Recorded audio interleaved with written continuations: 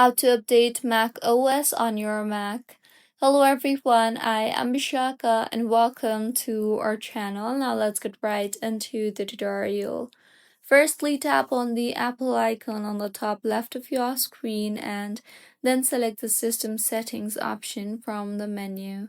Now tap on General in the sidebar and then select Software Update option you see there. Software Update automatically checks for new versions, and if a minor update is available, then tap on the Update Now option, and if a major update like a new iOS or Mac OS update is available, then choose the Upgrade Now option. Mac OS updates include security enhancements and latest features only compatible with your Mac model support.apple.com.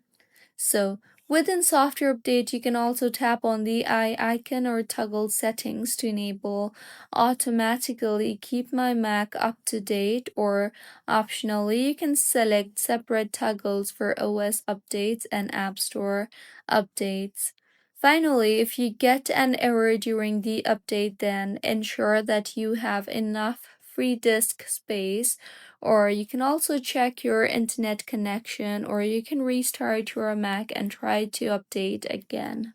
So, this is how you can update Mac OS on your Mac. If you find this tutorial helpful, please like the video and do comment if you have any queries.